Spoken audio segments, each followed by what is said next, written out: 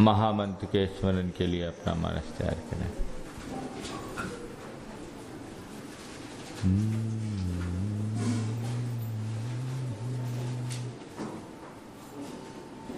नमो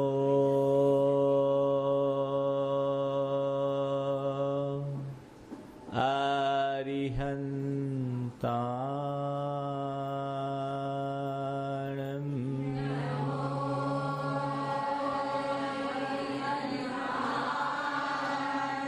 नमो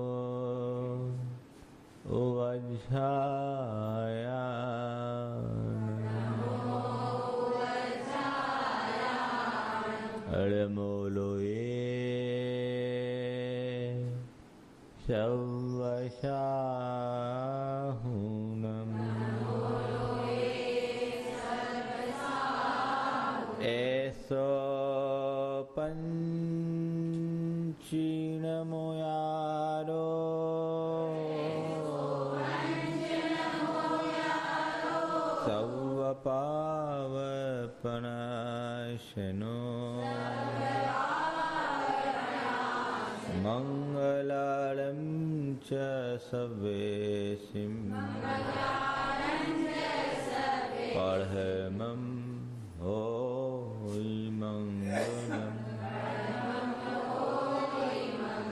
जय बोलो देवादिदेव 1008 श्री भगवान महावीर स्वामी की, अहिंसा परमो धर्म की, परम पूज्य आचार्य गुरु श्री विद्यासागर जी महाराज की।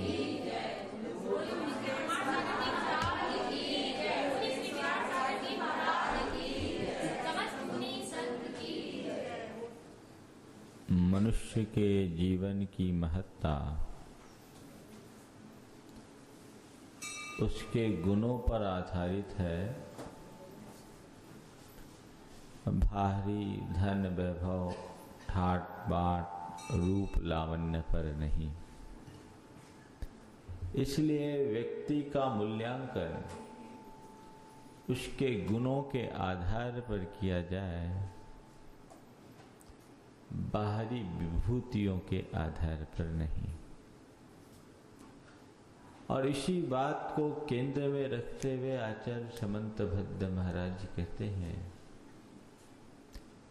किन क्षणिक नश्वर तुच्छ सांसारिक संयोगों पर इतना मत इतरा जाओ कि तुम इसे ही सर्वस्व मान बैठो और इनके मोह में अपने भीतर प्रकृति लोक दुर्लभ धर्म तत्व की उपेक्षा कर बैठो।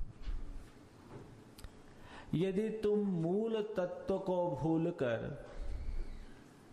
इन बाहरी चकाचौंध में उलझते हो तो तुम मान करके चलना कि अभी तुम धर्म के क्षेत्र से बहुत दूर हो।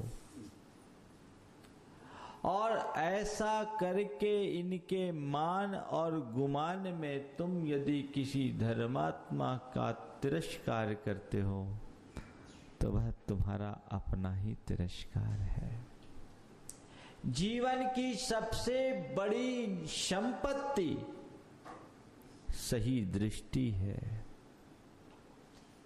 सम्यक दर्शन रूप संपदा के आगे संसार की सारी संपदाएं निरर्थक है। तीन लोक का वैभव एक और सम्यक दर्शन एक और। क्योंकि वैभव नश्वर है और सम्यक शाश्वत तत्व का बीज है, मुक्ति का आधार है। मोक्ष की उपलब्धि सम्यक दर्शन से ही होती है। इसलिए सम्यक दृष्टि सदैव गुणों को प्रधानता देकर चलता है और अपने अंतरंग में गुणों को विकसित करता रहता है।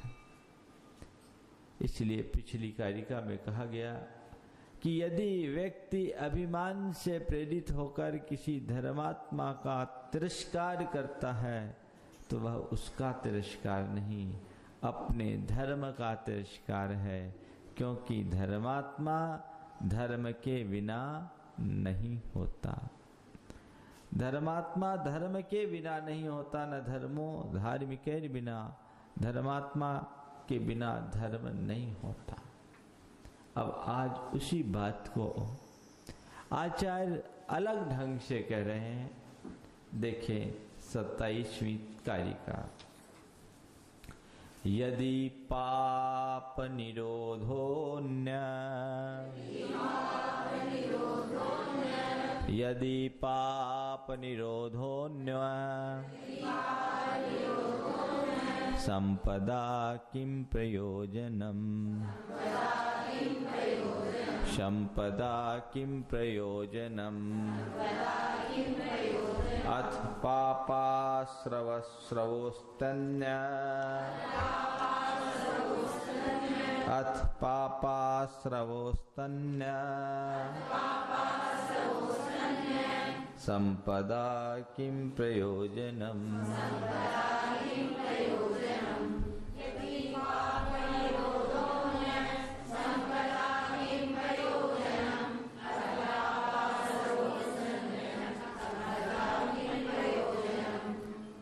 कह रहे हैं यदि पाप निरोध है,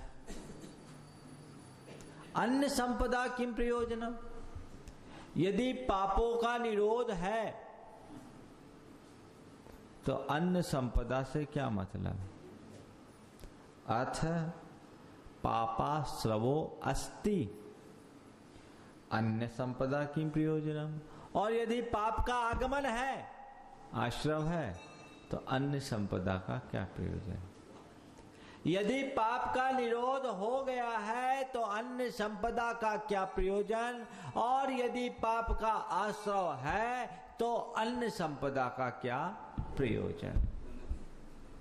एक कहावत है, पूत सपूत तो का धन संचय, और पूत कपूत तो का धन संचय। यहाँ आचार्य कह रहे हैं कि जीवन की सबसे बड़ी संपदा सम्यक दर्शन है, जिसके हासिल हो जाने पर पाप का मार्ग अवरुद्ध हो जाता है। तो इतनी बड़ी संपदा के आगे ये धन, ये वैभव, ये रूप, ये लावण्य, ये राज, ये पाठ, ये सत्ता, ये साम्राज्य, इसकी क्या वैल्यू। ये तुच्छ है, इनका तो फिर भी मूल्य हो सकता है, लेकिन तुम्हारे भीतर की जो संपत्ति है वो अमूल्य है, उसे खरीद कर नहीं लाया जा सकता।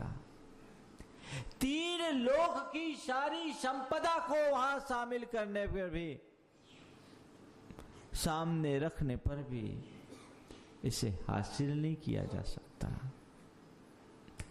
सब कुछ एक तरफ रख दो तो भी सम्यक पाया नहीं जा सकता। पहचानो तो कैसी चीज तुमने प्राप्त की, कितनी दुर्लभ निधि प्राप्त कर ली, और जो सम्यक दर्शन को प्राप्त करने के बाद भी तुम तुच्छ चीजों का मूल्यांकन कर रहे हो। मेरे पास बड़ा धन है, वो धनहीन है, मैं बड़ा रूपवान हूं, वो कुरूप है, मैं बड़ा पंडित हूं, मूर्ख है।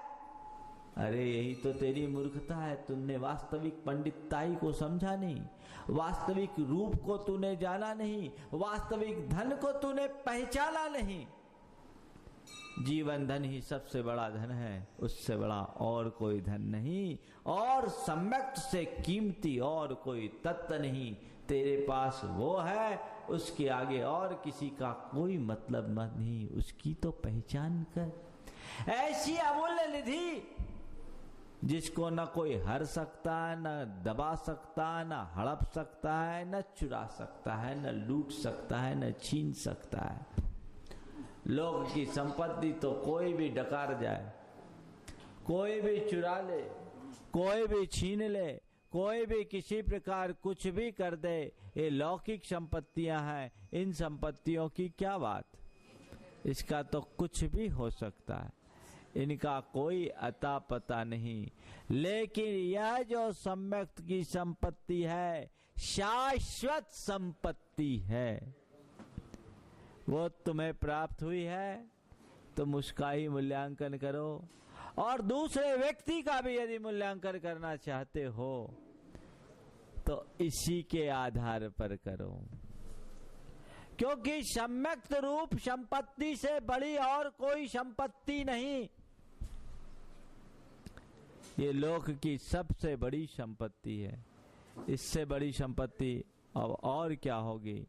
इतनी बड़ी संपत्ति पाने के बाद अब और क्या है। इसलिए करे यदि पाप निरोधो न संपदा किम प्रयोजनम, यदि पाप का निरोध हो गया तो अन्य संपदा का क्या प्रयोजन, कोई प्रयोजन नहीं।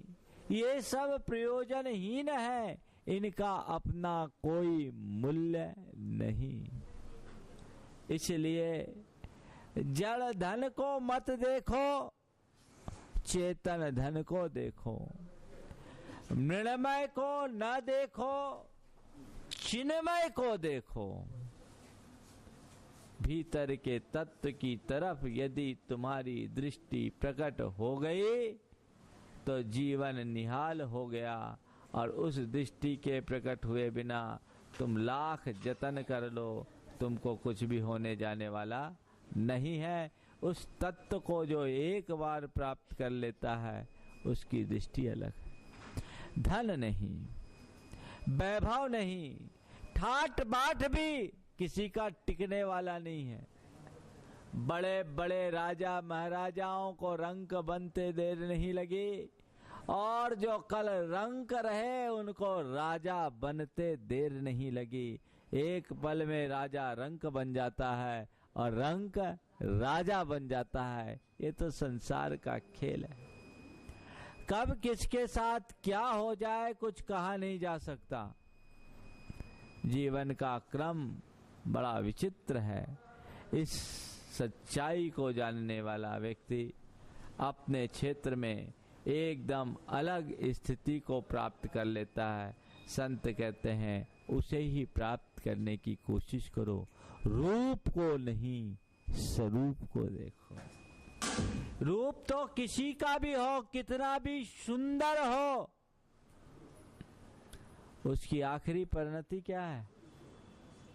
होरी सो जल जाने, एक दिन होरी सो जल जाने। चिता की राख में उसे परिवर्तित हो जाना है, इससे आगे उसका और कुछ नहीं। इसलिए रूप क्षण छही है, अंत में चिता में राख होना है, और जीते जी भी न जाने कितना रूप उसका बन जाए।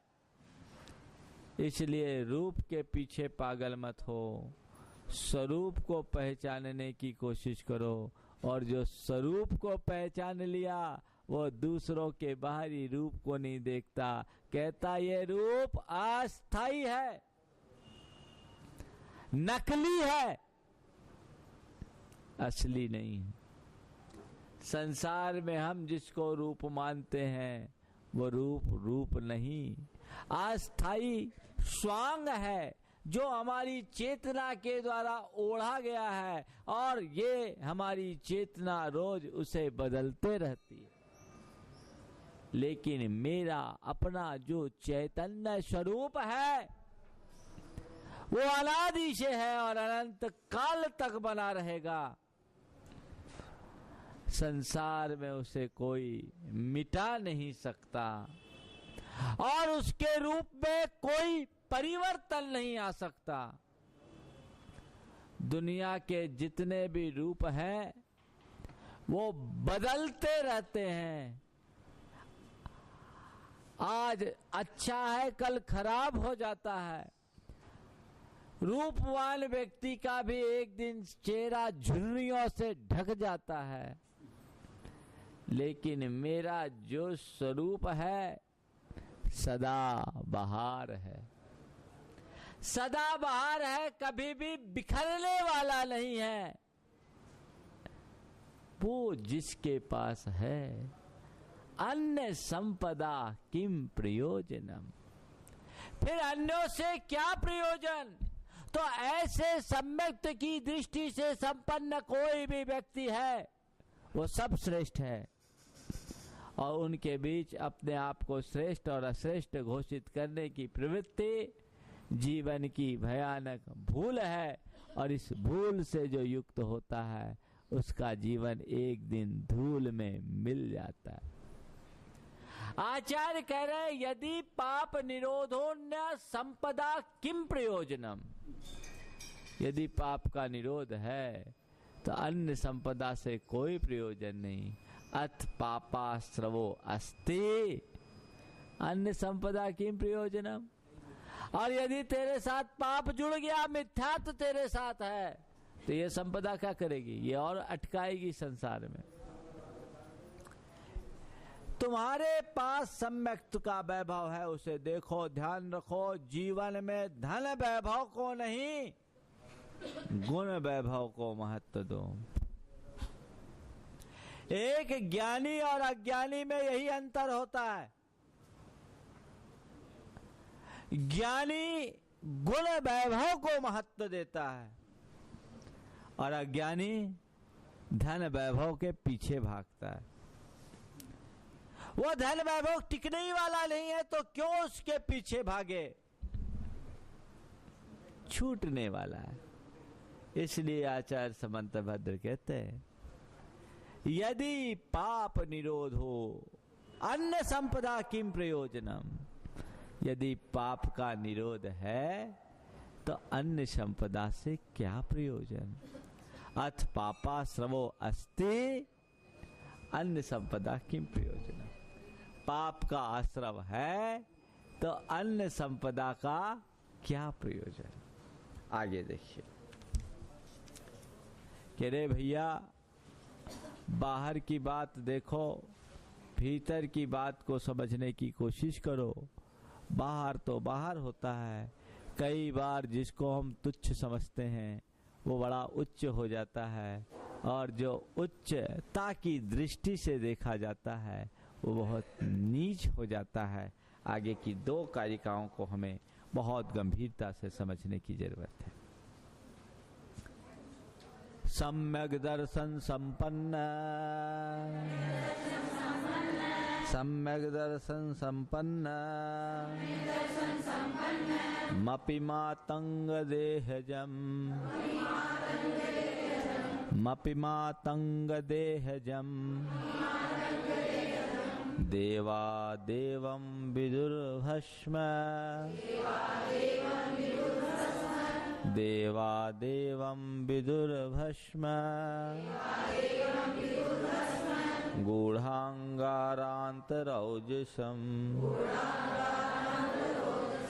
गूढ़ांगारांतरौजसम,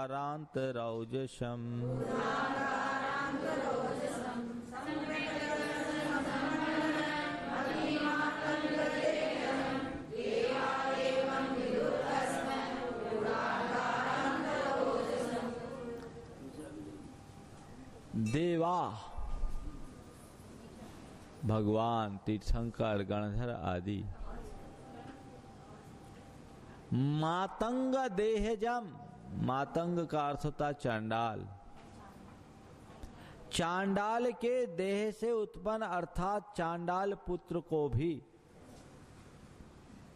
कैसे, सम्यक दर्शन संपन्नम, सम्यक दर्शन से संपन्न चांडाल मातंग देहजम अपि, चांडाल पुत्र को भी देवम विदु, देव आदरणीय सम्माननीय, विदु यानी कहते हैं। तीर्थंकरों ने, गणधरों ने चांडाल, सम्यक दर्शन से संपन्न चांडाल पुत्र को भी आदरणीय कहा है। कैसा, भस्म गूढ़ा अंगार अंतर औजसाम, भस्म यानी राख से, गूढ़ यानी आच्छादित ढके हुए, अंगार के अंतर यानी भीतर रहने वाले ओजस यानी उनकी चमक की तरह। जैसे अंगार के ऊपर राख ढक दी जाए तो राख से ढक जाने के बाद अंगार का तेज नहीं दिखता, लेकिन उसमें फूंक मारी जाए तो उस तेज को प्रकट होने से कोई रोक नहीं सकता, उसकी आभा निखर उठती है। इसी तरह मोक्ष मार्ग में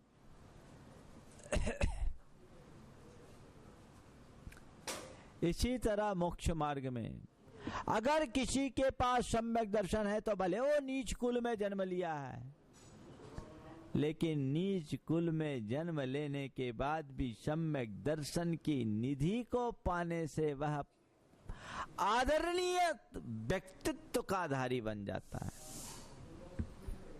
एक चांडाल भी सबके द्वारा आदरणीय बन सकता है। यही तो धर्म की महिमा है, यही धर्म की महिमा है। और जैन धर्म में इसीलिए वर्ण व्यवस्था को जन्माश्रित न कह करके कर्माश्रित कहा, जन्मना न मान करके कर्मना माना। जैन धर्म कहता है कि कर्म से ही ब्राह्मण होते हैं और कर्म से ही क्षत्रिय बना जाता है, कर्म से ही वैश्य होते हैं और कर्म से ही शूद्र। ब्राह्मणा व्रत संस्कारात्, जन्मजात कोई ब्राह्मण नहीं है। जो व्रती है वो ब्राह्मण, जो पर की रक्षा में तत्पर है वह क्षत्रिय।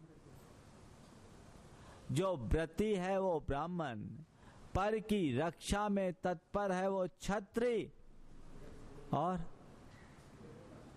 जो व्यापार व्यवसाय करे वो वैश्य, तथा जो शिल्प सेवा से अपनी आजीविका करे वो शूद्र है। ब्राह्मण, क्षत्रिय, वैश्य और शूद्र की जैन धर्म में यही व्याख्या है। ये नहीं कि ब्रह्मा के मस्तक से उत्पन्न हुए सो ब्राह्मण, चाहे कह जैसा खोटा कर्म करे। छाती से उत्पन्न हो क्षत्रिय, बाहु से उत्पन्न हो वैश्य और पांव से उत्पन्न हो चांडाल। जैन धर्म कहता है नहीं, कम्मुना बम्मनो होई, कम्मुना होई खत्तियो, कम्मुना वेक वनी जो सात बनी जो होई, कम्मुनेव शुद्धम पिच। कर्म से ही ब्राह्मण, कर्म से ही क्षत्रिय, कर्म से ही वैश्य और कर्म से ही शूद्र। इसलिए कर्म को देखो और किसी चीज को नहीं। जिसकी दृष्टि में धर्म का तत्व ही सर्वोपरि होता है वो सदैव इन्हीं बातों को महत्व देता है और उसके लिए बाकी सारी बातें गौण हो जाती है। और जो धर्म तत्व से दूर होता है उसकी दृष्टि में बाकी बातें ही महत्वपूर्ण होती है। एक दूसरा उदाहरण आचार्य समंत भद्र हम सबको समझाने के लिए कह रहे हैं। वो कह रहे भैया ऊपर की चमक दमक में मत उलझो, सब धरी रह जाएगी।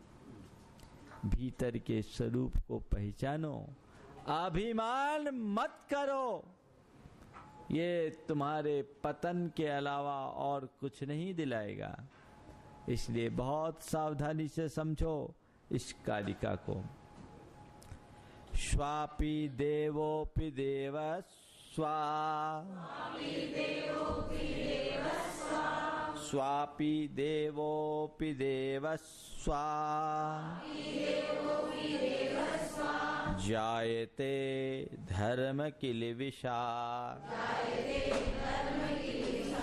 जायते धर्म किल्बिषा,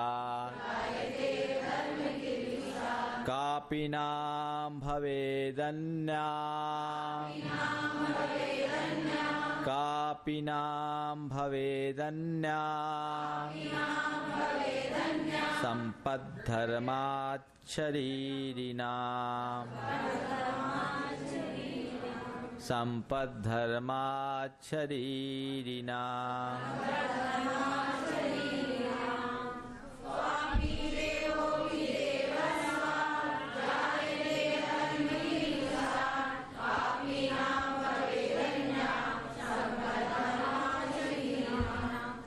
स्वापि देवः, स्वा यानी कुत्ता, कुत्ता भी मरकर देव हो जाता है।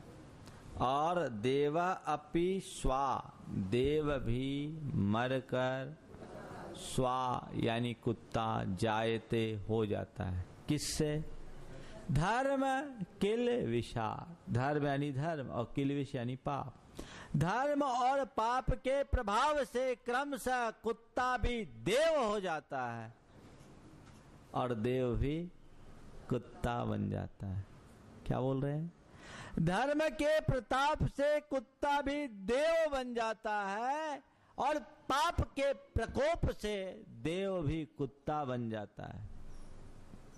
कापि नाम भवेत अन्या संपत् धर्मात् शरीरी नाम, धर्मात् धर्म के प्रभाव से शरीरी नाम संसारी प्राणियों को कापि अन्या भवेत संपत्, और संपत्ति क्या हो सकती, इससे बड़ी संपत्ति क्या हो सकती है? धर्म की इससे बड़ी महिमा क्या हो सकती है? और कौन सी संपत्ति है जो धर्म से प्राप्त न हो?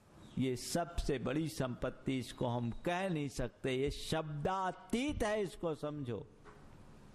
इसलिए धर्म का आश्रय लो। आचार्य महाराज इस श्लोक की बड़ी सुंदर व्याख्या करते हैं। कुत्ता को अंग्रेजी में क्या बोलते हैं? डॉग बोलते हैं। और देव को अंग्रेजी में क्या बोलते हैं? थोड़ा दोनों की स्पेलिंग देखो। डॉग यानी D-O-G, और इसको पलट दे तो G-O-D। अंतर क्या है डॉग और गॉड में? डॉग को पलट दो गॉड हो जाएगा, गॉड को पलट दो डॉग हो जाएगा। इसका मतलब जो सम्यक्त के रास्ते पे चलने वाले, सीधी जिंदगी जीने वाले कुत्ते से देव बन जाते हैं, और उल्टी जिंदगी जीने वाले देवता से कुत्ता हो जाते हैं। हा? दो की जगह चार हो जाते हैं, साथ में पूंछ भी लग जाती है। जीवनधर कुमार ने एक कुत्ते को नमोकार मंत्र सुनाया, मंत्र के प्रताप से वो कुत्ता स्वर्ग में देव हो गया। पर कोई देव हो गया तो हमेशा के लिए देव ही बना रहेगा, ऐसा नहीं। देव भी सदाचारी होगा तो अपना कल्याण करेगा, और देव भी अभिमानी बन जाएगा तो पतन कर लेगा। शास्त्र कहता है सौधर्म एहसान स्वर्ग तक के देव मरकर एकेंद्रीय बन जाते हैं। क्या बन गए? पेड़ पौधा है स्वर्ग का देव, भवनेत्रिक नहीं बोला। सौधर्म एहसान स्वर्ग का देव भी मरकर एकेंद्रीय बन जाता है। भवनेत्रिक तो बनेगा ही। और 12वें स्वर्ग तक का देव मरकर पशु हो सकता है, पक्षी हो सकता है, त्रियंच बनता है, पंचेंद्रिय त्रियंच। क्या हुआ? ऐसा कैसे होता है? जो देव बनकर दुरभिमानी हो जाते हैं, भोगों में आसक्त हो जाते हैं, क्रूर परिणामी हो जाते हैं, उनका पतन होना ही है। धर्म विमुख व्यक्ति का सदैव अकल्याण होता है और धर्मात्मा का कभी अकल्याण नहीं हो सकता।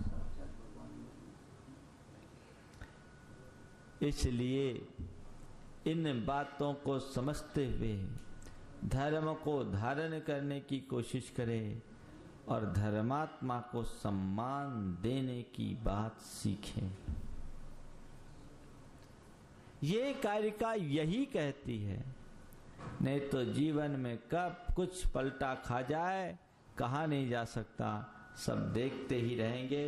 इसलिए यहाँ कह रहे हैं धर्म के मूल स्वरूप को समझो, और इससे आगे कुछ नहीं। एक श्लोक और लेकर के आज के विषय को पूरा कर रहा हूं। भयासा स्नेह लोभाच्च भयासा स्नेह लोभाच्च कुदेवागमलिंगिना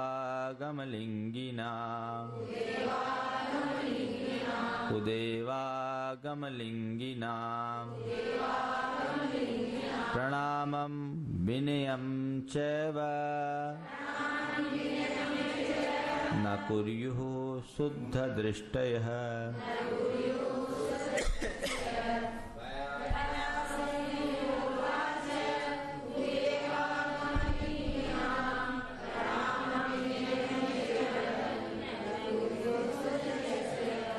करे भयवश, आशावश, स्नेहवश, लोभवश। भय, आशा, स्नेह, लोभाच्च कुदेव आगम लिंगिनाम। कुदेवता, खोटा आगम और कुलिंगी साधु। कुदेव, कुगुरु, कुशास्त्र को प्रणामम विनयम, प्रणाम और विनय चैव न कुर्यु, न करे कौन? शुद्ध दृष्टय। इससे बड़ी हिदायत और क्या होगी? इसके बाद भी समंतभद्र महाराज की न मानो तो तुम जानो, तुम जानो। तुमने अगर धर्म के मर्म को ठीक रीति से समझ लिया है तो तुम इन चक्करों में पड़ोगे ही नहीं, और नहीं है तो अभी तुम्हारा संसार बहुत लंबा है, दीर्घ संसार है। अभी तुमको कई भावों में दुख भोगने हैं, एक दो भाव में नहीं। अपना भाव दुख निवारण करना चाहते हो तो धर्म का आश्रय लो, और धर्म का, सच्चे धर्म का आश्रय लो। केवल बीत राग का आलम्बन लो, बाकी से कोई मतलब नहीं। भयवश, ऐसा होगा तो अनिष्ट हो जाएगा, नुकसान होगा। अरे नुकसान करेगा तेरा कर्म। बाहर में नुकसान करने वाला पैदा कौन हुआ है? और कर्म का निमित्त होगा तो तू लाख कोशिश करेगा बचाने का, जो नुकसान लगना है लगेगा ही, तेरी बुद्धि उल्टी हो जाएगी। न चाह करके भी होगा, फिर क्या होगा? तो काहे को गलत रास्ते पे जाते हो? ऐसा करेंगे तो मेरी ये आशा की पूर्ति हो जाएगी। कोई को पुत्रेष्णा होती, कोई को वित्तेष्णा होती है, कोई को लोकेष्णा होती। अगर इन सब की पूजा पाठ से ही लोगों की आशाएं पूरी होने लगे तो इनको तो कल्प वृक्ष मान लेना चाहिए। तेरा पुण्य होगा तो अनचाहे तेरे पास सौगातों की ढेर लगेगी, और पुण्य छीन होगा तो उपलब्ध को खिसकने में देर नहीं लगेगी। स्नेह बस मेरे आत्मी, कौन किसका स्नेही? आज जो जिसका स्नेही है कल उसका शत्रु हो जाएगा, और आज जो शत्रु है कल स्नेही होगा। देखो शास्त्रों की बात, रावण जिसने सीता का हरण किया, आने वाले जन्मों में उसको सद्बुद्धि होगी। सीता का जीव तीर्थंकर, रावण का जीव तीर्थंकर बनेगा, और सीता का जीव उसका गणधर बनेगा। गणधर अभी है एक दो भाव बाकी, तो वो तीर्थंकर बनेगा और ये गणधर। शत्रु मित्र, किसका स्नेह? लोभात। लोभ का परिणाम सदैव बुरा होता है। इसलिए क्या करे? उनका अभिनय करे, प्रणाम न करे तो क्या गाली दें? नहीं। अवज्ञा भी मत करो, कोई लेना नहीं, कोई देना नहीं। सीधे दरबार में अपनी हाजिरी लगाओ, अपना धर्म ध्यान करो और चलते बनो। ये मार्ग है। इसलिए मोक्ष मार्ग के स्वरूप को समझते हुए हमको इसी तरीके से समझना चाहिए। सम्यक दर्शन की अपार महिमा है। अभी 10 श्लोक और हैं सम्यक दर्शन की महिमा को बताने वाले। आने वाले दिनों में हम क्रम पूर्वक उनका विवेचन सुनेंगे, लेकिन हमारी कोशिश होनी चाहिए, कुछ नहीं तो कम से कम सम्यक की भूमिका हमारे भीतर बने। कम से कम ग्रहित मिथ्यात्व जिसे हमने बुद्धि पूर्वक पकड़ा है उसको तो छोड़े, पूज्य पूज्य का विवेक रखे और हम अपने जीवन में उसे उतारे। निश्चित वह हमारे जीवन का कल्याणकारी होगा। बोलिए परम पूज्य आचार्य गुरुवर श्री विद्यासागर जी महाराज।